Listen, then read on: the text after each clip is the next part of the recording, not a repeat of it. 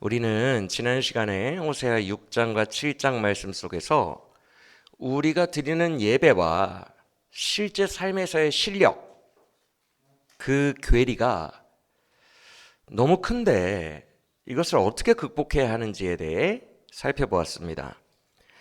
지난 시간에 주셨던 결론은 무엇이었어요? 진실한 기도의 회복, 마음 깊은 곳에서부터 올라오는 진실함으로 가득한 진정성 있는 기도가 회복되어야 합니다. 라는 내용으로 우리가 그 답을 얻어보았습니다. 그래서 예배 때 먼저 그게 회복이 되어야 삶에서도 그 진정성 있는 하나님을 가까이 하는 신앙생활이 유지될 수 있다라는 것을 또 배웠죠. 그런데 오늘도 비슷한 주제를 한 번 더 고민해 보려고 합니다. 과연 진실한 기도의 회복, 그 한 가지만으로 이 문제가 해결될까? 아니요, 중요한 것 한 가지가 더 필요합니다. 오늘은 그것을 함께 나눠보려고 합니다. 단톡방에 어제 밤에 공지해 드렸으니 여러분 모두가 호세아 8장부터 10장까지의 석장, 오늘의 범위를 읽어 오신 줄 믿습니다. 간주하고 오늘 바로 오늘 본문들을 통해 이 주제로 들어가 보려고 합니다. 분량이 석장이라서 많기는 하지만 이 세 장을 관통하는 문맥 속 주제가 있어요. 분명하게 이 세 장을 관통하면서 주님이 하고자 하시는 명확한 주제 한 가지가 있습니다. 오늘 그것을 함께 우리가 보려고 합니다. 호세아서는 북왕국에 대한 예언이죠. 북왕국은 당시에 예배가 엄청 많았어요. 그래서 예배를 잘 드렸어요. 정말 잘 드렸어요. 열심히. 그래서 오늘 우리가 볼 이 석장 본문에 예배를 이들이 참 자주 열심히 잘 드리고 있구나 라는 것을 알 수 있는 구절들이 두 군데 있습니다. 볼까요?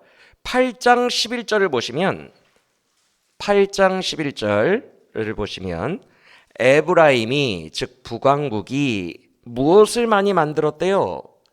제단을 많이 만들었대요. 예배를 많이 드렸다는 얘기입니다. 제단을 많이 만들었어요. 그리고 10장 1절도 보시겠어요? 10장 1절 역시 뭐라고 말씀하시죠? 이스라엘은 삶의 열매가 많을수록 그것으로 그 힘으로 뭘 늘려요? 제단의 숫자를 더 늘렸답니다. 그러면서 그 아래에 그 땅이 번영하고 부유해질수록 주상들, 이게 기둥과 같은 우상을 말하거든요. 주상들을 더 아름답게 정교하게 꾸몄다라고 되어 있습니다. 맞습니까? 즉 이 두 구절이 지금 8장과 10장을 읽었죠. 오늘 8, 9, 10장의 그 문맥을 관통하는 하나의 중요한 전제예요. 두 번이나 언급하고 있어요. 북왕국은 20년 후에 망하거든요. 완전히 망합니다. 근데 20년 전에 예배 하나는 잘 드렸다. 이 정보를 우리에게 주고 계세요. 즉 북왕국은 의외로 예배는 약화되지 않았어요. 예배는 강화되었어요. 열정도 있었고 열심도 있었어요. 그런데 문제는 여러분들이 읽어오셨으면 아시겠지만 주님이 그 예배를 받으세요? 안 받으세요? 안 받으십니다. 그런 안 받으신다는 표현들도 본문 이곳저곳에 걸쳐서 석장에 걸쳐서 여러 번 드러나고 있는데요. 8장 13절을 보시면 뭐라고 말씀합니까? 그들이 하나님께 고기 제물을 드릴지라도 하나님은 그 제물을 기뻐 받으시지 않을 거라고 말씀하십니다. 오히려 제물을 받기는커녕 그 반대인 멸망을 그들에게 줄 거다라고 혹독하게 말씀을 하시죠. 그리고 나서 9장 4절도 보시면 그들이 예배 때마다 나에게 바치는 포도주와 그 떡들을 더 이상 생산되지 못하게 하고 더럽게 해서 더 이상 그 예물을 바치지 못하게 하리라 라고 말씀하십니다. 그리고 9장 15절을 보시면 그들이 그 당시에 자주 가서 예배하던 길갈에서의 예배를 내가 미워한다, 길갈을 미워한다라고 말씀하십니다. 맞습니까? 그들이 정말 예배를 잘 드렸고 활성화되어 있었는데 왜 그들의 예배를 기뻐 받으시지 않았을까요? 왜 예배를 받으실지 않을 뿐만 아니라 도리어 예배하는 그들에게 막 화를 내고 계실까요? 미워하고 진노하시며 멸망이 속히 올 거라고까지 말씀하실까요? 즉 그들이 자주 드리는 예배가 자주 드릴수록 좋은 게 아니라 하나님의 진노를 쌓고 있는 거예요.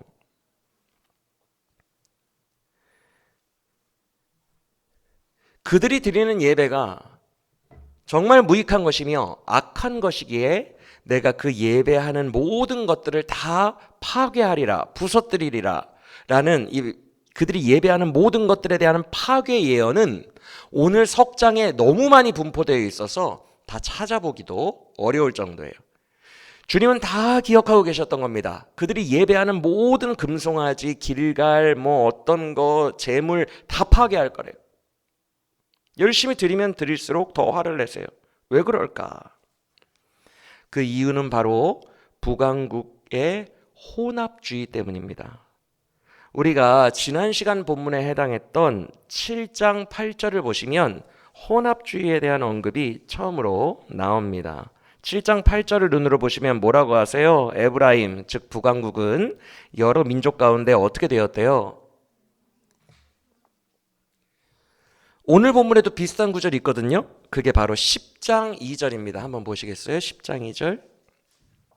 그들이 어떤 마음을 품었어요? 두 마음을 품었어요. 이것이 혼합주의입니다. 혼합주의. 그렇다면 북왕국이 혼합주의적 예배를 드렸기 때문에 하나님이 그 예배를 책망하셨다는 건데, 북왕국의 혼합주의가 우리가 막연하게는 알고 있죠. 여호와와 바알을 겸하여 섬기는 그것을 혼합주의라고 우리가 지식적으로는 알고 있는데, 구체적으로 정확하게 그들의 신앙의 실태는 어떠했던 걸까?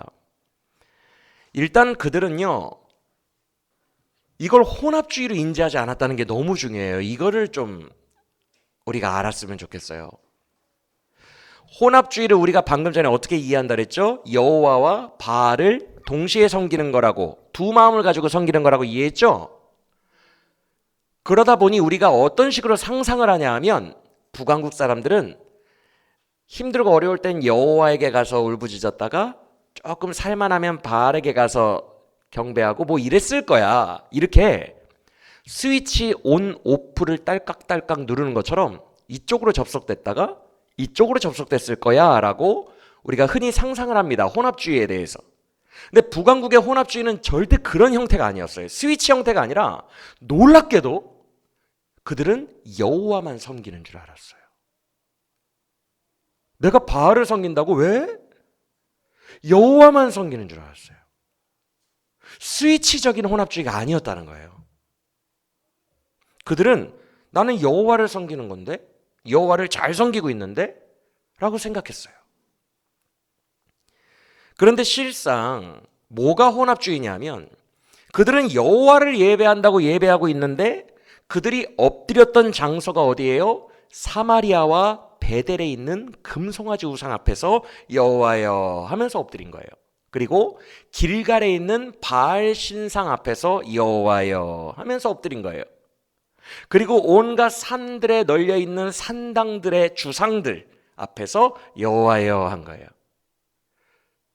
근데 얼마나 무지한지, 그 정도는 분별이 되어야 되는데 지금 그 자기가 경배하고 있는 금송아지나 주상들이 여호와가 아니라 우상이라는 것도 분별이 안 되는 정말 답답한 상황인 거예요.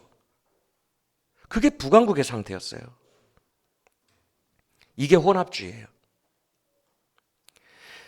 쉽게 설명하면 마치 이런 거죠. 부처님 불상 앞에 가가지고 예수님 할렐루야라고 엎드려 경배하는 것과 같은 그런 느낌인데, 아니 상식적으로 어떻게 이럴 수 있지? 우리의 정서로는 쉽게 이해가 안 가요. 그런데 이게 가능합니다. 왜 가능한지 설명해 드릴게요. 그러니까 북왕국 사람들이 어찌 보면 좀 불쌍하기도 해요. 왜 이들은 이렇게 집단 최면에 걸려 있었나? 인간은요, 원래 보이는 신을 되게 좋아해요. 손에 잡히는 신을 좋아해요. 그래서 주님이 십계명에 2계명에 하여튼간 보이는 걸로는 돌이든 나무든 뭘 가지고 조각을 하거나 형상을 만들지 말라. 나는 보이지 않는 신이다라고 명시하십니다. 십계명의 1계명이 여호와만 섬기라 절대 계명이라면 2계명이 그 절대 계명을 바치고 있는 그 다음으로 중요한 계명인데 보이는 신으로 섬기지 말라 그랬어요. 이렇게 언급하신 이유는 인간들은 늘 보이는 걸 되게 좋아해요. 손에 잡히는 신이 좋아요. 손에 잡히는 신. 막연하고 추상적이고 안 보이는 신은 답답해합니다. 그래서 기적이 일어나거나 뭐 하여튼 손에 잡히는 현상들이 있어야 돼요. 당장 돈이 들어오거나 잡혀야 돼요. 잡혀야 돼. 뭐라도 걸어놔야 돼요. 뭐 십자가라도 걸어놓거나 손에 뭐 십자가라도 들어야 돼요. 막연한 상태에서는 너무 힘들어합니다. 그게 인간의 본성이에요. 오죽 인간의 본성이 그랬으면 2계명에 그런 글을 써놓으셨겠어요. 우리는 이것을 인지해야 돼요. 아, 인간은 원래 이렇구나. 성향 자체가 이렇구나. 그래서 가르치는 자들이나 인도하는 자들이 그 성향을 부추기면 안 돼요. 그러면 그래도 되나 보다 하고 강하게 빠져들게 됩니다. 그런데 북왕국은 좀 불쌍한 게 이게 부추겨졌어요. 건국될 때부터 초대 왕인 여로보암이 이거를 아예 법적으로 부추겨 버렸어요. 왜? 성전은 어디에 있어요? 남왕국 예루살렘 성전에 있죠. 그렇죠? 지금 북왕국이 갈라졌어요. 남북이 갈라져서 북왕국 백성들을 자기가 꽉 쥐고 있어야 돼.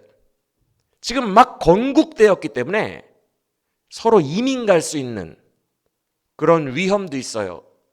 그런데 유대인의 3대 절기 때마다 혹은 큰 죄를 지어서 죄가 생각날 때마다 죄 사함 받으려고 어디로 내려가야 돼요? 북왕국 사람들이? 남유다 예루살렘으로 내려가야 돼요. 그래서 거기에 하나님을 예배해야 됩니다. 그러다 보면 내 백성들이 다 이민 가지 않을까? 여로보암이 건국 초기에 이게 되게 걱정이 된 거예요. 그래서 자기의 욕망 때문에 모든 제사법과 성경의 말씀을 다 바꿔버립니다. 어떻게 바꿨냐 하면 제일 남쪽인 베델과 자기가 건국한 나라의 제일 남쪽인 베델과 제일 북쪽인 단에 금송아지 2마리를 건축해요. 그러면서 백성들에게 이렇게 가르칩니다. 굳이 성전에 갈 필요 없어. 예루살렘에 갈 필요 없고 이 금송아지가 너희를 인도한 여호와의 신이라고 가르쳐버려요. 그게 여호와다라고 교육을 시켜버립니다. 가뜩이나 보이는 걸 되게 좋아하는 백성들에게, 그런 인간의 본성을 갖고 있는 자들에게 건국 당시부터 보이는 신인 금송아지로 주입을 시켜버렸어요.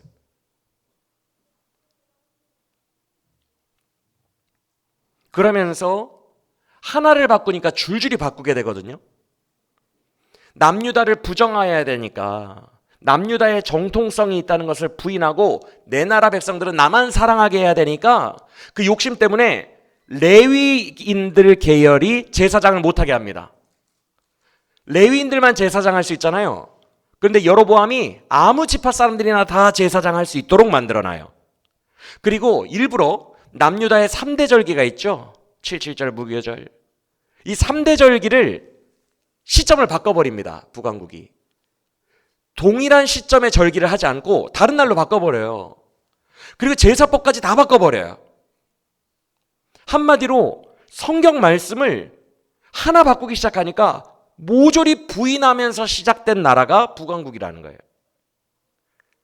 그러니까 백성들이 지도자가 그렇게 가르치니까 그래도 되나 보다 하고 너무 오랜 세월 동안 금송아지 앞에 경배하면서 나 여호와 섬기는데 왜? 이렇게 되어버린 거예요. 환경이 조성되어 버린 거예요. 본성을 가진 자들에게.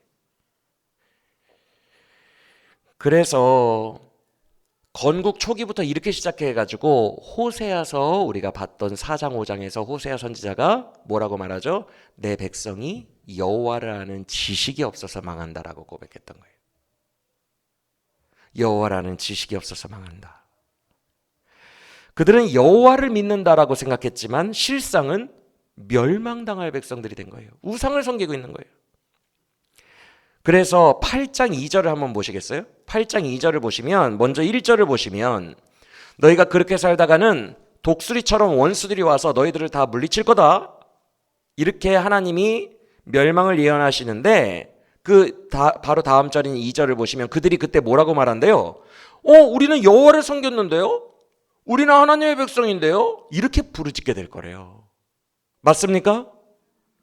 그러나 그들은 여호와를 섬긴다고 착각하지만 3절 보세요. 그들은 여호와의 선과 1절 여호와의 율례와 계명을 다 버렸으니 원수가 그들을 따를 것이라. 맞습니까? 2절이 너무 충격적이에요. 저는 여호와를 섬겼는데 왜요? 얼마나 안타까워요. 뒤통수 맞은 것 같잖아요. 발등 찍힌 것 같잖아요. 너무너무 안타까운 현실인 거예요. 이 혼합주의가.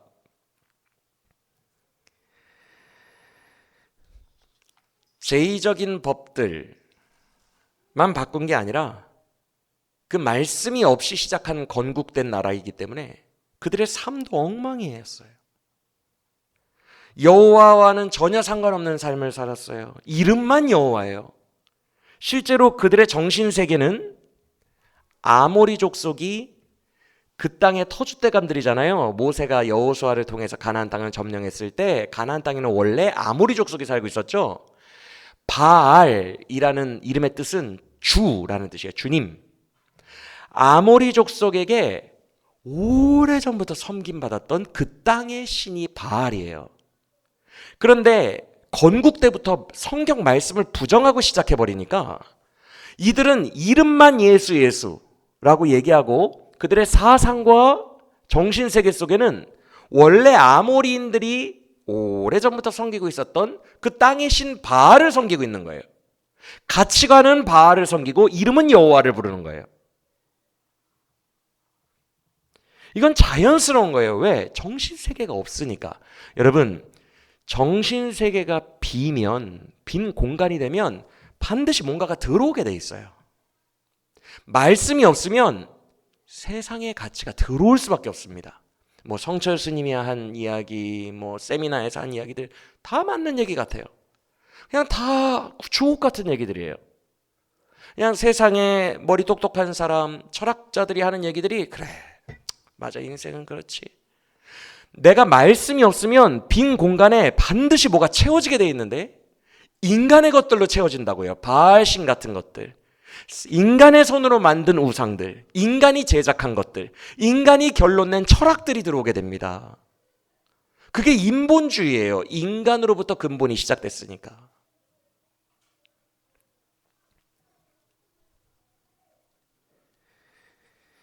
(8장 12절을) 보세요.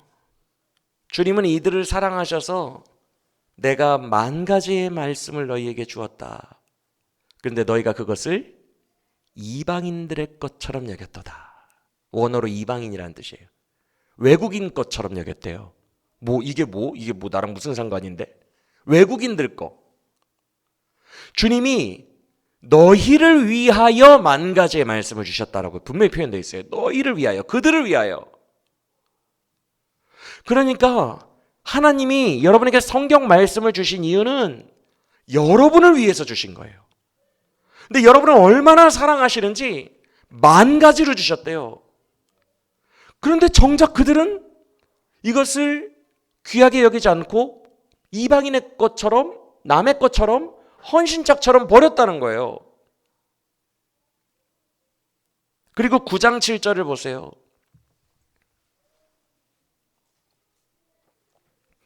너희 중에 있는 말씀 가르치는 사람들이나 내가 보낸 선지자들을 너희는 원어로는 적대감이라는 뜻입니다. 그 선지자들에게 적대감을 품었고 그들을 미친 사람으로 알고 그들의 말을 듣지 않았다 라고 말합니다. 즉 그들이 주님이 말씀을 안 주신 게 아니라 스스로 그 말씀들을 받아들이지 않고 버린 것입니다. 그러다 보니 북왕국이 말끝마다 여호와의 이름으로 예배하고 여호와의 이름으로 다 행동하고 있거든요.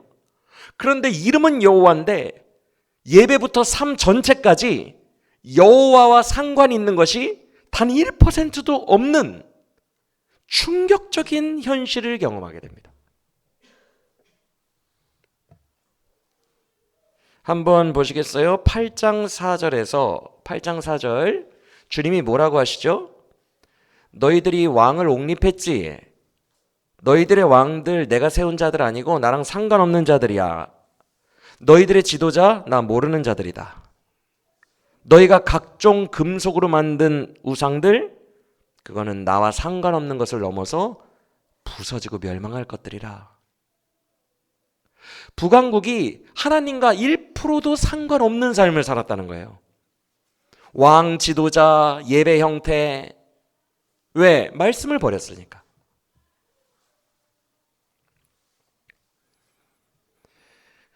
그러면서 북왕국이 건국 때부터 맹목적으로 이게 여호와야 라고 믿어왔던 존재인 금송아지에 대해서 8장 5절에서 뭐라고 말씀합니까? 사마리아에 모셔놓은 그 금송아지도 멸망하게 될 거야. 특히 6절의 표현을 보세요. 너희가 철석같이 믿고 있는 그 금송아지는 내가 아니란다. 이스라엘의 어떤 장인 중에 한 명이 만든 거야. 인본주의, 사람이 만든 거야, 사람이. 그건 내가 아니야. 그거는 참신이 아니라 그러므로 곧 산산조각 날 것이라 라고 말씀하고 있어요. 맞습니까? 여러분, 잘못된 종교가 이렇게 무서운 거예요. 불쌍할 정도로 무서운 거예요. 나는 지금 여호와 예수를 믿고 있는 기독교인이라고 여기고 있는데 단 1%도 기독교와 겹치는 부분이 없는 거예요. 나는 그들을 모른다. 그들의 왕도 모르고 지도자도 모르고 아무것도 나는 상관없다. 그냥 이름만 여호와이고 다른 신을 믿고 있었던 거예요. 이것이 북왕국의 혼합주의예요. 그런데 이렇게 무서운 일이 정말 두렵죠. 이런 일이 오늘날 우리들의 예배와 삶에서도 얼마든지 일어날 수 있어요. 두 가지의 조건만 갖춰지면 되는데 한 가지의 조건은 이미 갖춰져 있어요. 인간의 본성은 기본적으로 보이는 걸 추구한다. 보이는 걸 탐한다. 이거는 이미 갖춰져 있어요. 여기에 촉진만 시켜주면 돼요. 가르치는 자들이나 지도자들이 이것을 부추겨만 주면 우리들도 여기에 빠질 수 있다는 거예요. 이런 혼합주의에. 그래서 사실 이런 북왕국이 경험했던 종교적 혼합주의는 실상 오늘날 우리 기독교회가 맞이하고 있는 어쩌면 가장 큰 위험일 수 있어요. 말씀대로의 그 하나님을 믿지 않는 거예요. 정말 말씀으로 들려주시고 귀로 들려주시는 하나님, 그 듣는 하나님을 믿지 않는 거예요. 나는 예수님을 믿는 기독교인이라고는 하지만 이름만 예수인 거예요. 마음은 두 마음을 가지고 있는 거예요. 바알신을 섬기고 있는 거예요. 전통적으로 모든 인간이 다 좋아하던 신, 고대로부터 아모리 족속들이 늘 호감을 갖고 있던 신, 세상 사람들도 좋아하고 불교인들도 좋아하고 서울 사는 사람들도 좋아하고 미국 사는 사람들도 좋아하는 돈, 누구나 다 좋아하는 능력, 기적, 누구나 다 흠모하는 건강, 암치료, 너도 좋아하고 나도 좋아하고 다 좋아하는 거, 오래전부터 인간들이 좋아하던 거. 내 마음은 그걸 믿고 있으면서 이름만 예수를 부르는 거예요.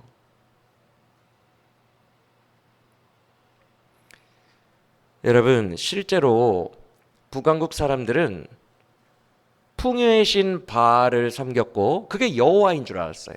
그러니까 바알신이라는 이름이 없었다는 게 아니라 여호와께서 풍요의 신 바알을 통하여 우리에게 풍요를 주시는 줄 알았어요.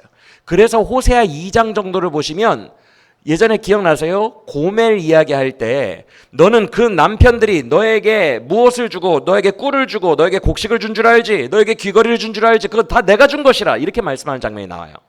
이게 혼합주의 때문에 그래요. 여호와께서 주신 건데 여호와가 그 아래에 있는 바알을 통해 나에게 주신 줄 알아요. 바알이 준 줄 알아요. 그래서 그들은 풍요의 신 바알을 섬겼고, 돈이거든요. 다산의 신 아세라를 섬겼어요. 자손을 많이 낳는 것. 즉 이 두 신의 특징이 뭐냐 하면 너도 나도 다 좋아하는 거, 이 세상 사람들이 다 좋아하는 거, 부귀 영화, 능력, 권력, 건강 좋은 거, 그거를 그들이 섬기면서 동경했어요. 근데 주님이 뭐라고 하시는지 9장 1절을 봅시다. 9장 1절을 보시면 그들은 타작마당에서 음행하면서 기뻐 뛰놀며 바알을 예배했거든요. 이게 타작마당 예배가 바알 예배예요. 왜냐하면 곡식과 풍요의 신이고 비의 신이니까 비를 내려서 곡식을 잘 자라게 해주는 게 바알 신이거든요. 그래서 타작마당에서 포도주와 곡식이 많아지고 돈이 많아져서 부자 되기를 기원하는 예배를 드렸어요. 뛰놀면서 음행하면서. 그런데 이 바알 예배를 보시고 주님이 바로 아래 절인 9장 2절에서 뭐라고 하십니까? 너희가 부귀 영화를 그렇게 꿈꿨느냐? 그렇게 바알을 쫓았느냐? 그런데 실상은 너희가 이렇게 되리라. 너희가 생각했던 돈, 꿈꾸었던 포도주 다 떨어질 것이며 곡식은 더러운 것을 먹게 될 것이며 너희는 이방인에게 끌려가게 되리라. 이렇게 말씀하십니다. 맞습니까? 즉 이런 말투들을 통해서 우리가 반대로 추론할 수 있는 것은 이들이 바알을 예배하며 바알을 되게 섬기고 좋아했다는 거예요. 풍요를 되게 꿈꿨다는 것을 우리가 이 구절을 통해서 알 수 있습니다. 너희가 풍요를 꿈꿨으나 전제로 하고 있죠. 실상은 풍요와 상관없이 될 것이다. 그들이 꿈꿨다는 거예요. 그리고 9장 10절 보시겠어요? 이번엔 다산의 신 아세라. 9장 10절을 보시면 너희들이 옛날에 출애굽 시절에 바알보올에서 막 여자들이랑 막 뭐 하면서 가증한 우상을 섬겼는데 어떤 음행하는 행위이죠. 그런데 11절과 12절을 보세요. 너희가 그런 식으로 다산의 신 아세라를, 여기는 언급은 되어 있지 않습니다. 아세라가 앞서 바알도 언급은 안 됐죠. 아세라를 백날 섬겨도 내가 너희들 임신하지 못하게 할 거다. 맞습니까? 자식을 기르더라도 한 명도 남김없이 내가 그 자식들을 멸하겠다라고 진짜 혹독하게 말씀하십니다. 맞아요? 13절을 보면 너희에게 내가 정말 안전한 성읍을 주었는데, 정말 복을 주었는데 너희 스스로 너희 자녀들을 이방인 군대 앞에 내던지는 상황을 발생시키겠다. 14절에서는 너희가 아예 아이를 생산하지 못하도록 태를 막거다. 16절에서는 너희가 혹여 생산하더라도 생산한 아이를 내가 죽일 거다. 맞습니까? 지금 이런 말투들 굉장히 혹독한 말투들이고 무서운 말투들인데 여기에서 우리가 반추해 볼 수 있는 건 뭐예요? 그들이 뭘 되게 좋아하고 되게 꿈꿨다는 거예요? 다산의 신 아세라를.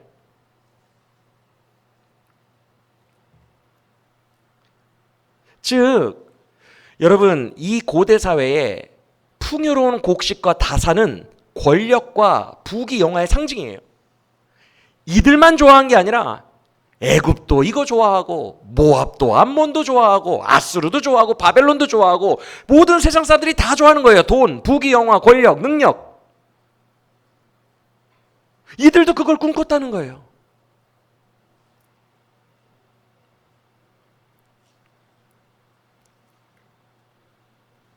이방인들과 똑같은 것을 섬긴 거예요. 똑같은 걸 추구한 거예요. 사랑하는 여러분, 오늘날에도 이름만 갖고 다른 예수를 예배하고 믿고 따르는 경우가 정말 비일비재하다고 보시면 돼요. 왜? 남들도 좋아하는 거, 세상 이방인들도 좋아하는 것을 내가 꿈꾸고 있다면, 세상의 가치가 교회 내로 들어와 버렸다면 혼합주의예요. 북왕국이랑 똑같은 거예요. 그러다 보니까 그들이 재단을 더 많이 쌓고 더 열심히 예배하면 할수록 죄가 더 쌓이는 겁니다. 그럴 수밖에 없어요, 여러분. 생각을 해보세요. 세상 사람들이 좋아하는 욕망을 가지고 주의 전에 왔어요. 예배할 때 지금 그 바알과 아세라의 욕망이 이 안에 가득한데 예배할 때 뭐 할 것 같아요? 이거 주세요라고 기도하지 않을까요? 예배 때에 이 욕망이 더 강화되어서 세상으로 나아가지 않을까요? 그럼 세상에서 뭘 하겠어요? 이 욕망의 성취에 더 눈이 벌게져서 내달리다가 올 것 아닙니까? 그러니 주님이 너희가 제단을 쌓으면 쌓을수록 나에게 범죄만 더하는도다 라고 얘기하시는 거예요. 이런 예배, 이런 제단, 이런 기독교는 범죄만 더 쌓는 거예요. 8장 11절 보세요. 8장 11절. 너희가 제단을 쌓으면 쌓을수록 이런 종류의 예배는 드리면 드릴수록 너희의 범죄만 더 많게 하는구나. 그래서 주님은 9장 9절에서 이렇게 선포하신 거예요. 9장 9절 뭐라고 하십니까? 너희는 기브아 시대처럼 전반적으로 부패한 상태다. 여러분 절 보세요. 설명해 드릴게요. 기독교가 세속의 가치로 변질 혼합주의가 되면 이런 시대처럼 돼요. 기브아 시대가 언제를 말하냐면 사사 시대의 19장 이하의 말기를 말합니다. 그때의 형편 제가 눈으로 그려지게 설명해 드릴게요. 얼마나 엉망진창이었는지.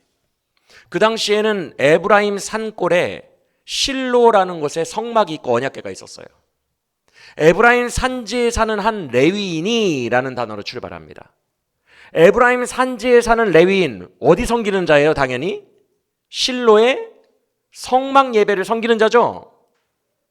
근데 그 레위인이 주로 안식일에 섬길 텐데 세상에 첩을 두는데 자기 집합끼리 결혼한 게 아니라 율법을 어기고 유다 베들레헴의 한 소녀를 첩으로 삼아요. 그런데 이 유다 베들레헴의 소녀가 바람 펴버려요. 율법대로라면 바람 피면 죽여야 되거든요. 율법대로라면. 그런데 버젓이 살아서 자기가 더 잘나가지고 여자가 나 아빠 집으로 갈래. 그래서 베들레헴으로 가버려요. 아무도 터치하지 않습니다. 사회가 부패한 거예요. 아무도 뭐라고 하지 않아요. 그런 사람들이 많았다는 거예요. 그랬더니 이 레위인이 벌하러 간 것도 아니고 나랑 같이 살아줘 하려고 선물을 나귀 2마리에 싣고 하인과 함께 유다 베들레헴으로 갑니다. 아마 안식일 예배를 지키고 나서 바로 출발했던 것 같아요. 근데 유다 베들레헴으로 갔더니 장인어른이 좋아합니다. 지금 율법적으로는 죄 짓고 이런 상황이 나오면 안 됐는데 장인이 좋아하면서 더 있다가 사위 데려가도 됩니까? 더 있다가. 그래서 장인이 계속 붙잡으니까 예배드리러 다시 안식일을 준비하러 가야 되는데 못 가고 5일을 거기서 보냅니다. 목요일이 된 거예요. 이제 금, 토면 안식일이에요. 저 가야 돼요. 이제 장인어른 이제 첩 데리고 가야 돼요. 그런데 막아요. 하루만 오늘도 날이 늦었으니 여기서 일숙하라. 안 됩니다라고 단호하게 거절하고 나옵니다. 꽤 제법 괜찮은 척해요. 근데 올라오는 길에 아직은 예루살렘이 점령이 안 됐어요. 예루살렘은 다윗이 점령합니다. 한참 후에 다윗이 점령해요. 여기에는 예루살렘은 시온 산성은 정말 천여된 요새이기 때문에 여부스 족속이 딱 틀에 박혀서 지키고 있었고 그 누구도 여호수아도 점령하지 못한 걸 다윗이 점령해요. 그래서 거기에 성전을 짓습니다. 그게 예루살렘 성전인데 이 당시에는 예루살렘이 이방인들이 살고 있었기 때문에 레위인이 그래도 이방인들은 너무 무서워. 요새 세상이 부패하고 타락해서 치안이 너무 안 좋아. 이걸 인지하고 있었던 것 같아요. 그래서 여부스 족속을 지나 더 위로 올라가 베냐민 지파에 있는 기브아라는 동네에 가요. 그래서 그 기브아라는 곳에 밤에 도착합니다. 그런데 얼마나 사람들이 인색하고 사회가 부패했는지 아무도 재워주질 않아. 율법에 의하면 나그네를 재워주고 먹여주라고 되어 있거든요. 아무도 재워주질 않아서 당황하고 밤에 서 있습니다. 어떤 노인이 오더니 아우 나도 사실 에브라임 산지 출신이야. 일로 와. 그래서 어떤 노인이 자기 집에 데려다 줘요. 재워줘요. 근데 그 마을에 불량배들이 들이닥칩니다. 그러면서 뭐라고 하냐면 소돔과 고모라와 똑같아요. 여자를 겁탈하는 게 아니에요. 소돔과 고모라 때도 롯을 겁탈하려고 했거든요. 남자를. 아니. 그 천사들을. 천사 2명을 겁탈하려고 했는데 똑같이 그 사람 레위인을 끌어내라 이렇게 말합니다. 그랬더니 그 안에 있던 그 집주인 영감이 내 결혼하지 않은 딸과 이 레위인의 젊은 여자 둘이 있으니 이들을 겁탈하라라고 내줘버려요. 그런데 밤새도록 능욕했다고 돼 있어요. 밤새도록. 사람이 때리지를 않았는데 이게 물리적 폭력을 쓴 게 아닌데 구타를 한 게 아닌데 능욕만으로 여자가 죽으면 대체 어떻게 능욕을 했다는 거예요. 밤새도록. 여자가 기어오다가 죽었어요. 그 정도의 사회예요. 그런데 그날이 안식일 전날. 시체를 만지면 안 됩니다. 그런데 레위인이 눈이 뒤집어져요. 못 참아. 안식일이고 뭐고 예배고 뭐고 시체를 딱 손으로 잡더니 12조각을 내버려요. 그래서 12개의 시신 조각을 12지파에 보냅니다. 예배고 뭐가 없어요. 안식일이고 뭐가 없어요. 그러면서 전쟁하자 그럽니다. 12지파가 모여서 베냐민 지파를 향해서 고륙 상쟁의 동족끼리의 전쟁이 일어납니다. 하나님 기뻐하지 않으십니다. 침묵하십니다. 다 죽여버려요. 베냐민 지파 3만 명이 있었는데 600명 남기고 몰살시켜버립니다. 몰살시키고 나서 머리를 극적이며 우리 중에 한 지파를 우리 손으로 멸망시켰네. 그때 가서야 후회합니다. 그래서 그걸 사후 대책을 여자도 다 죽여버렸는데 아이도 다 죽였는데 남자 600명만 지금 숨어있거든요. 전사들만. 어쩌지? 우리 중에 이번에 참전 안 한 도시 어디야? 길르앗 야베스 사람들만 참전을 안 했어요. 거기 죽여야겠다. 거기로 또 우르르 몰려가더니 길르앗 야베스라는 한 마을을 초토화시키고 다 죽여요. 이번엔 남자들 다 죽여요. 여자들만 납치해 오는데 400명밖에 안 돼. 600명 대 400명. 결혼을 못 시켜줘. 그러니까 뭐라고 해요? 실로에서 예배 드릴 때 예배하는 여자들이 나오면 너희들이 그냥 알아서 숨어있다가 납치해가. 200명 나머지 200명. 그렇게 200명 납치해 가서 베냐민 지파가 600대 600으로 결혼하여 오늘날까지 이르더라. 이때에 왕이 없었으므로 자기 소견에 옳은 대로 엉망진창으로 살았더라 하면서 사사기가 끝납니다. 이게 사사시대예요. 이게 기브아의 시대예요. 말씀이 없으니까 자기 멋대로 해요. 부패하고 타락하는 거예요. 뭐가 타락인지도 몰라요.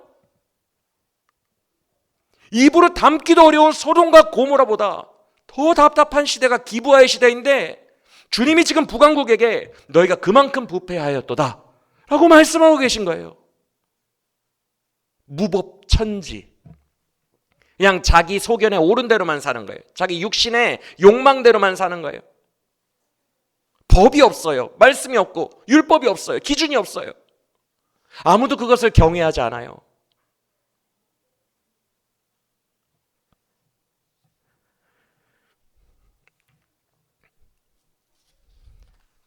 정리하면 북왕국은 자기 마음대로 예배하고 이름만 여호와고 자기 마음대로 믿고 자기 마음대로 꿈꾸고 자기 마음대로 살아갔던 거예요.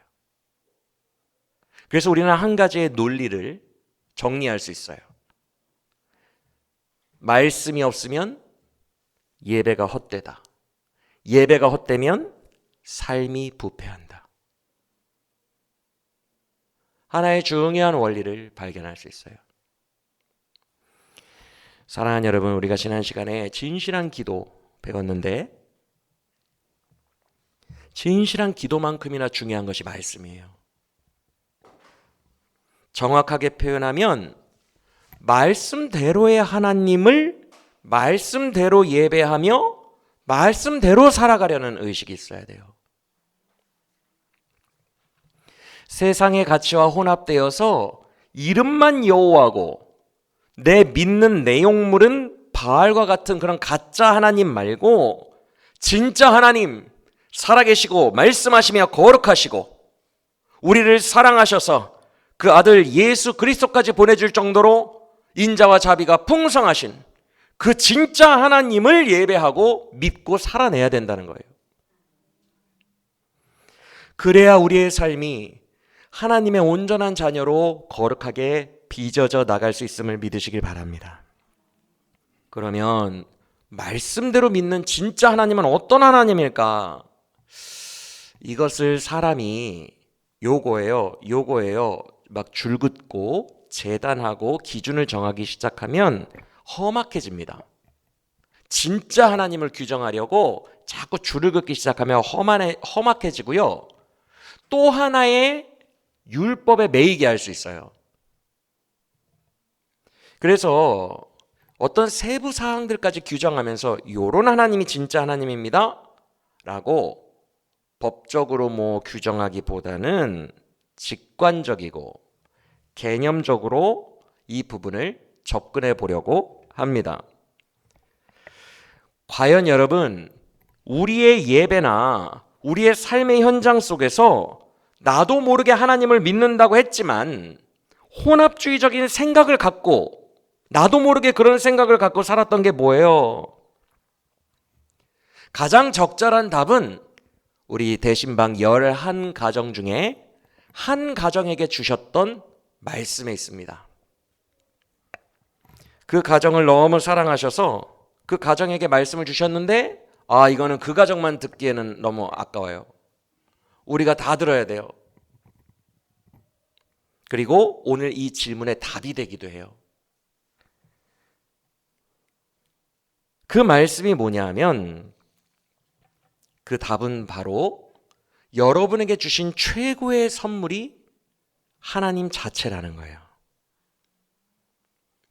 하나님은 최고의 선물로 본인을 주셨어요.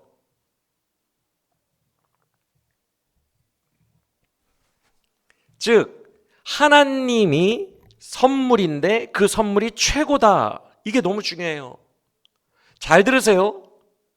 최고라는 말은요, 우리의 모든 소원의 끝판왕이라는 뜻이에요. 그걸 최고라고 합니다. 즉 우리의 모든 갈급함과 우리의 모든 바람과 우리의 모든 목마름이 만족하고 채워질 수 있는 것을 최고의 선물이야 라고 합니다. 그게 최고예요. 아이들을 상상해 보세요. 엄마 아빠 나 친구 집에 있는 이만한 하얀색 곰인형 갖고 싶어. 아빠보다도 더 큰 곰인형 갖고 싶어 라고 노래를 불러요. 근데 이번 크리스마스 때 그 곰인형을 딱 사줬어.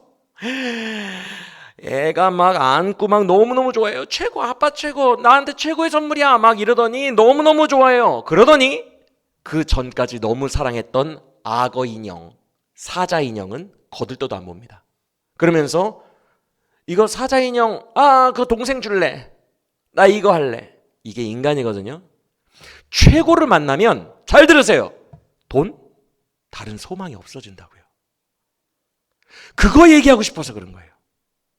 최고를 만나는 순간 다른 소망이 있으면 논리적으로 안 돼요, 이게.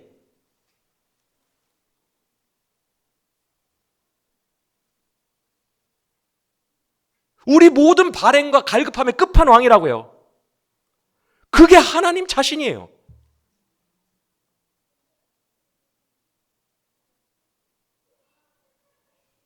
그래서 하나님은 최고의 선물인 동시에 결말이 되는 거예요. 결말.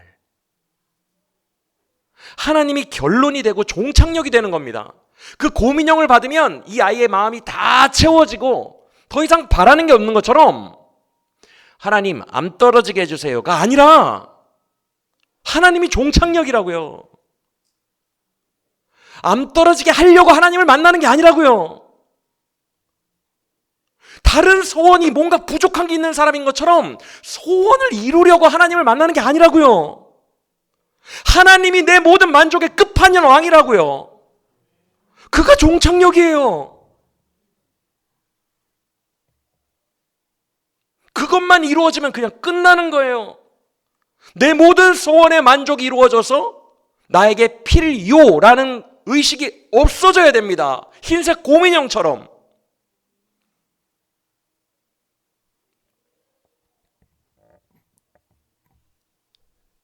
그런데 오늘날 우리가 세상 속에서 이 말씀의 명료함과 성령의 역사함으로 이걸 분별을 해내야 되는데, 이름만 예수 종교고 내용물은 하나님께 자꾸만 뭐가 필요하다는 듯이 소원을 아뢰는 종교. 그렇게 살아갈 때 앞뒤가 바뀌어버리는 거예요. 주객이 전도되는 거예요. 이것을 혼합주의라고 해요. 이게 바알을 섬기는 거예요. 구체적인 예를 들면 이런 식이에요. 잘 들어보세요. 암 환자예요. 얼마나 고통스럽겠어요. 말로 표현할 수가 없죠. 암 환자는 지금 질병이 하루하루 버티는 게 너무 힘들 정도로 힘들어요. 그래서 이 암 환자는 당연히 의식세계 속에 무슨 선물을 받고 싶어요? 라고 하면은 당연히 뭐가 나오겠어요? 최고의 선물은, 이 암 환자에게 최고의 선물은 암치료겠죠. 암치료의 기적이에요. 이해가 되죠, 다. 모든 인간은 고통이 인간을 그렇게 만들어요. 그래서 암치료가 최고의 소원으로 알고 이 병자가 살아갑니다. 그러다가 기도원에 들어가요. 그래서 부르짖기 시작해요. 뭘 부르짖을까요? 당연히 기도원에 들어가서 하나님께 뭘 부르짖겠어요? 암이 치료되게 해주세요.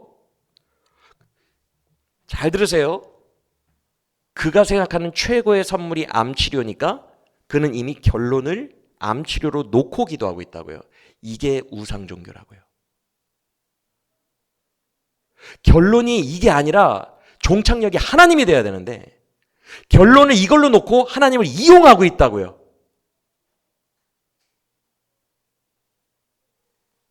그런데 기도원 목사님이 이렇게 설교를 하십니다. 그날. 여러분 정말 복 받으시려면 여러분이 영적으로 바로 서야 돼요. 여러분 죄진 거 그거 회개하셔야 돼요. 그리고 잘못된 삶을 고치셔야 돼요. 이런 식의 가르침이 구도가 어떻게 되냐면 여러분이 원하는 결말, 우상, 바알을 맞이하기 위해서는 하나님의 영적인 것, 주님을 과정으로 여겨야 돼요 라는 가르침이에요. 이게 한국교회에 만연했던 잘못된 가르침이에요. 죄 지은 거 있으면 회개해. 헌금 안 낸 거 있으면 헌금해. 그러면 복이 임할 거야. 하나님이 결론이고 최고의 선물인데 다른 결론을 위해 하나님을 중간 과정으로 삼고 있는 거예요.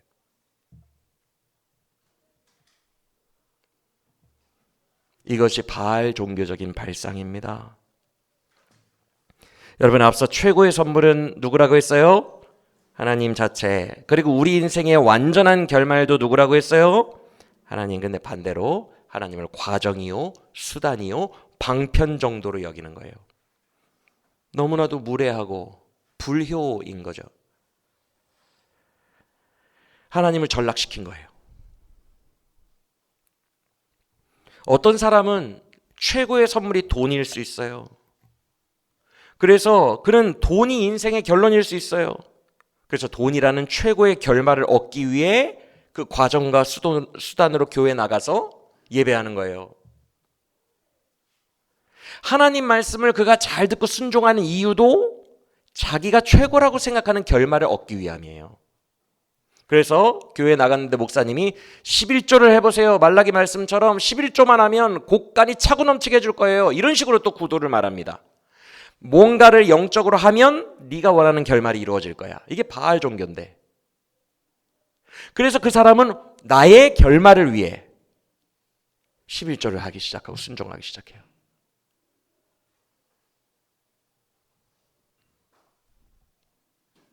이들에게 있어서도 하나님은 종착역이 아니라 중간 과정이고 목적 성취를 위한 수단일 뿐이에요.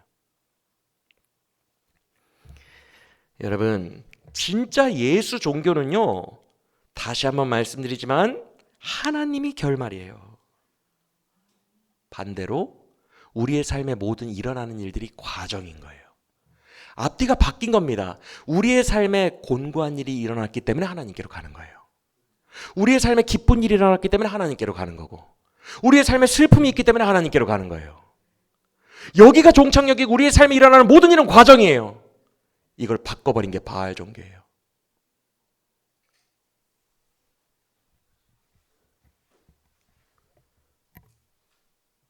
그래서 우리의 삶의 결론은 내 삶이 기쁘던 슬프던 눈이 오던 비가 오던 내 결말이신 하나님께로 나아가 그분 안에서 최고의 만족을 얻고 그분과 동행하는 것, 그것이 성도의 결론입니다. 우리 이런 찬양 많이 부르죠. 주님 한 분만으로 나는 만족해. 이런 가사 얼마나 많아요, 찬양들. 우리가 부르기만 하지만 주님 한 분만으로 나는 만족해. 나는 주님만 계시면 됩니다. 주님만 만나면 끝납니다.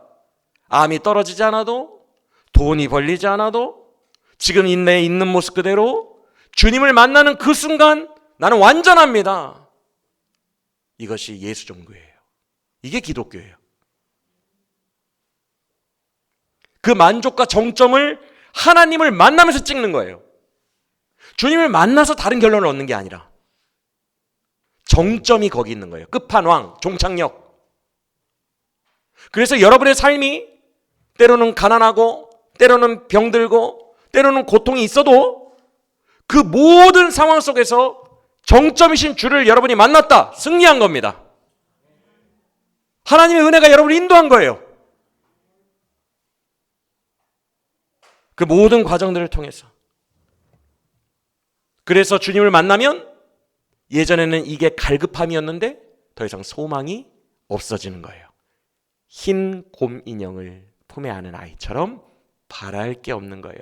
그 만족이 정수리를 찍어버리는 거예요. 그게 주님과의 인격적인 만남이라고 합니다.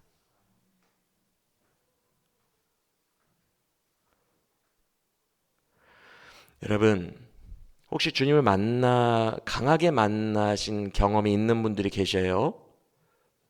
장단점이 있죠. 뭐 강하게 만나는 것이 뭐 무조건 다 뭐 절대적으로 좋은 건 아니고 장단점이 있는데, 강하게 만난 분들이 뭐가 좋냐 하면 기억이 남아요. 그때 그 느낌들이. 강하게 만난 분들 한번 기억해 보세요. 하나님을 강하게 만났던 날 한번 기억해 보시라고요. 그때 비전이라는 게 있었을까요? 나는 이렇게 선교 사역을 해서 이렇게 1000명 교회를 만들고 이렇게 젊은이 사역을 해서 비전이라는 게 있었어요? 저는 없던데요. 오늘 죽어도 좋던데.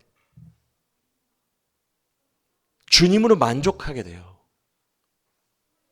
소망, 비전, 뭔가 바라고 갈급하고 부족한 것 같은 것 없어집니다. 그게 주님과의 강렬한 만남이에요. 소원이 사라져요. 소원이. 최고의 선물을 받았기 때문에 다른 것들이 눈에 들어오지 않는다는 거예요. 돈, 부귀영화 다 필요 없어요. 심지어 성숙한 사람이 되겠다, 더 강한 사람이 되겠다, 그런 것도 필요 없어요. 다 필요 없어요. 오늘 죽어도 돼요. 내일 일은 난 몰라요. 하루하루 살아요. 아버지여 날 붙드사 주신 소명 이루소서. 끝. 아마 강렬하게 만난 분들은 그 기억 날 거예요. 너무 좋다. 배도 안 고프다. 너무 만족해서 그 만족감이, 하나님을 만난 만족감이 내 정수리까지 꽉 찼어요. 너무 배불러요. 집에 갔는데 가족들의 형편 다 그대로고 내 직장도 그대로고 너무 한숨만 나오는데 이제 한숨이 안 나와. 너무 행복해. 초막이나 궁궐이나 그 어디나 하늘나라예요. 그게 주님 만난 자의 느낌이거든요. 최고의 선물을 만났기 때문에 그런 거예요. 부요함이 임한 거예요. 그게 진짜 기독교라고요. 여러분의 예배 때 이게 이루어져야 돼요. 이게. 삶의 어떤 상황이든지.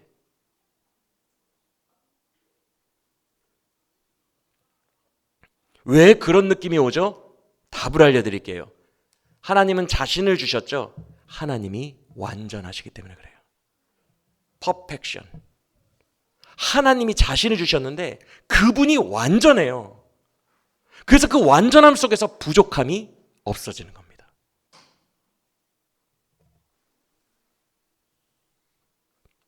그래서 그 완전을 우리가 마주하게 되면 그 자체로 모든 소원이 사라지고 완전함을 만끽하게 돼요. 여호와는 나의 목자시니 내게 부족함이 딱 그 상태가 됩니다. 내게 부족함이 없어집니다. 여호와가 나의 목자시니까.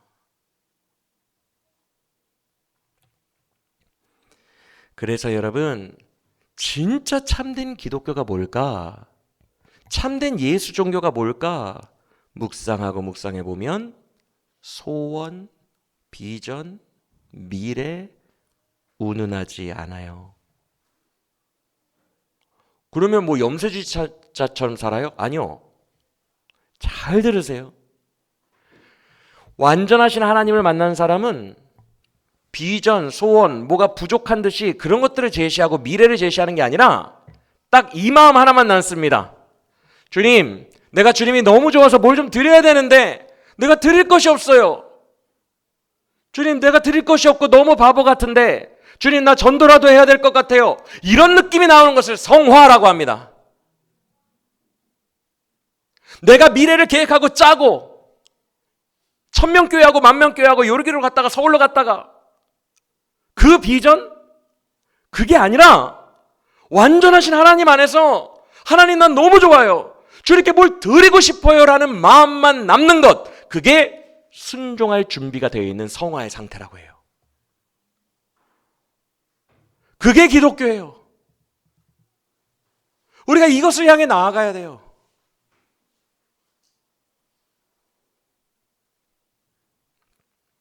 하나님 나라가 임했을 때 이런 것들을 경험하게 됨을 믿고 꿈꾸시길 바랍니다.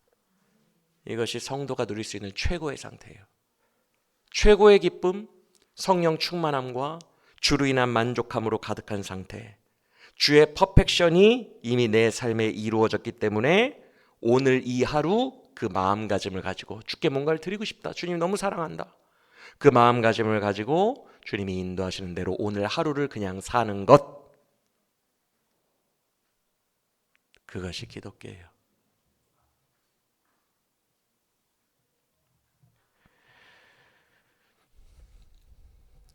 사랑하는 여러분, 여러분의 삶과 예배가 진짜 종착역이고 결말이신 주님을 꿈꿔야 돼요.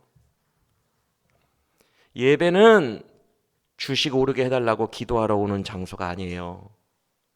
신비 체험을 해서 나를 더 강하게 해달라고 기도하고 오는 장소가 아니에요. 내 삶이 더 행복하게 해달라고 기도하고 가는 장소가 아니에요. 내 가족 변화시켜달라고 기도하고 가는 장소가 아니라고요. 성도가 그런 미래의 결말과 내 소원들과 내 선물들을 미리 그려놓고 그 욕망들을 부르짖다가 가는 것이 아니라고요. 그런 삶의 현장을 다 가득 안고 주님께로 나와 나의 결론이신 하나님을 만나 영화롭게 되는 것이 성도의 목적임을 믿으시길 바랍니다. 그분의 완전하심을 만나 그 완전하심 속에서 사는 거예요. 하루를 살아도. 여러분, 아버지를 만났는데 뭐가 더 필요해요? 무슨 꿈이 필요해요? 뭐가 그렇게 목말라요? 뭐가 그렇게 불안해요? 뭐가 그렇게 불안합니까? 부족합니까? 그런 완전하신 분을 예배 중에 만나서 그의 나라와 임재 안으로 들어갔는데 뭐가 그렇게 불완전하겠어요? 그 완전한 나라 안에서 그때부터는 세상이 우리를 감당하지 못하게 되는 거예요. 우리가 세상을 다스리는 거예요. 물론 주님의 완전한 나라를 경험했을 때 뭐 여러 현상들이 일어날 수도 있어요. 안 일어날 수도 있고, 뭐 신비 체험이 일어날 수도 있고 안 일어날 수도 있고, 질병이 날 수도 있고 안 날 수도 있어요. 우리의 인식이 변화되고 가치관과 세계관이 변화될 수도 있어요. 마음의 원수같이 여겼던 사람들이 다 사랑스러워지고 마음의 신비로운 변화가 일어날 수도 있어요. 또한 우리의 성숙함이 나타날 수도 있어요. 가족이 회복될 수도 있고요. 돈이 들어올 수도 있어요. 그러나 이런 주님을 만난 이후에 뭔가 여지를 또 현상들을 또 그 뒤에 또 두는 것 자체가 기독교가 아닙니다. 주님을 만난 것 자체로 완성이에요. 그 다음부터는 이제 주님 소관이에요. 주님의 나라니까. 주님의 나라, 주님의 통치, 주님이 다스리시니까 하던 말던 주님 소관인 거예요.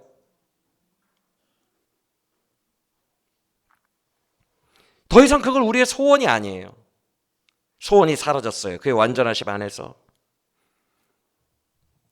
우리의 바람은 그저 주님 한 분이 되기를 간절히 원합니다.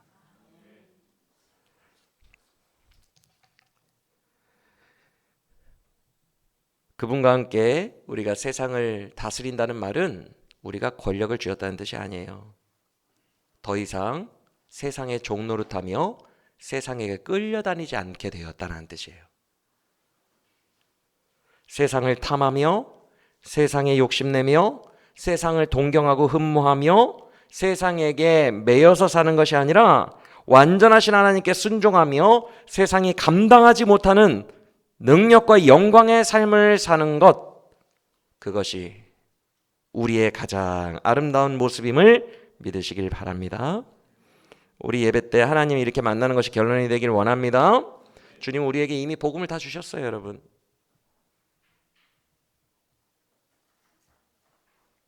기독교가, 이 기독교 진리가 참 재미있는 게 이미 주셨기 때문에 소원이라는 게 발생하지 않게 돼요.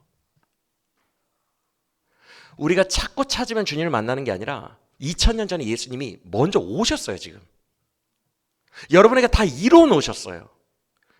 기독교의 특징은 하나님이 이미 다 완성해 놨다는 거예요.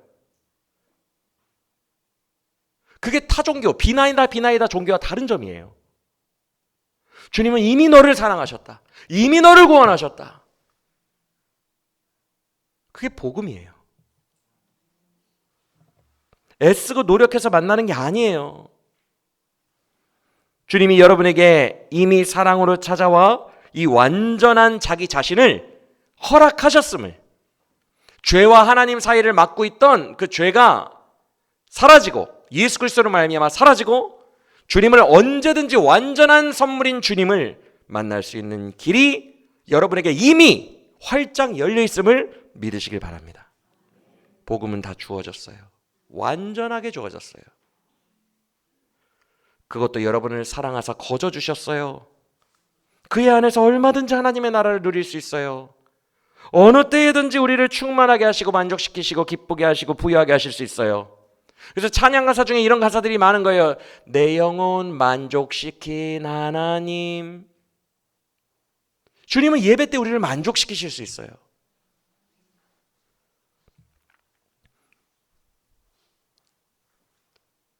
북왕국도 마찬가지예요. 9장 10절을 보시겠어요? 이제 거의 끝나갑니다. 9장 10절을 보시면 이스라엘을 처음 만난 날 하나님이 너무나 기쁘셨대요.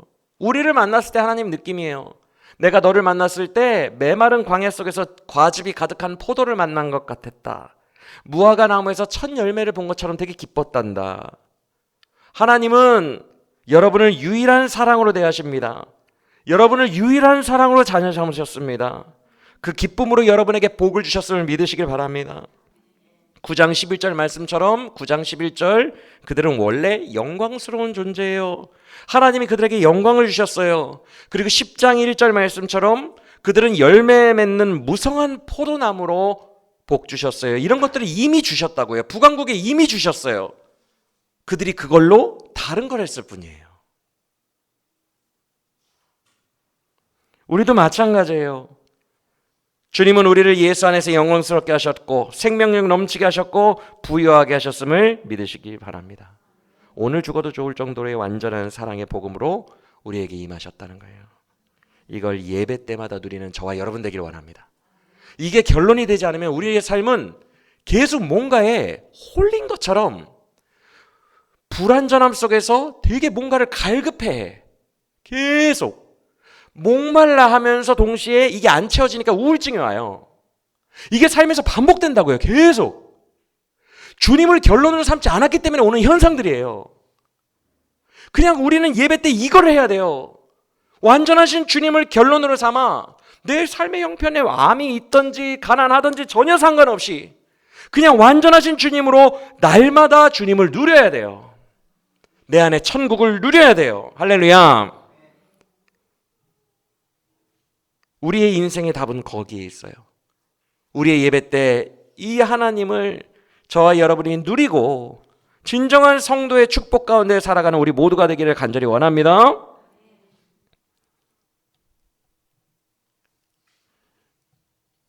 주님이 우리의 기업이십니다. 나의 영원하신 기업 생명보다 귀하다. 나의 갈 길 다가도록 나와 동행하소서. 주께로 가까이 주께로 가오니 나의 갈 길 다가도록 나와 동행하소서. 이게 우리의 소원이에요. 그냥 나는 오늘 주께로 가까이 가는 거예요. 예배 때. 그게 끝이에요. 주님이 나의 영원하신 기업이시니 그냥 나와 동행해 주시면 되는 겁니다. 끝이에요. 찬송가의 작가는 이걸 노래했어요. 여호와가 나의 기업이시니 그냥 나는 주님께 가까이 가는 것. 이게 내 인생 목표입니다. 내 인생의 소원은 주님이 나와 함께 하는 것.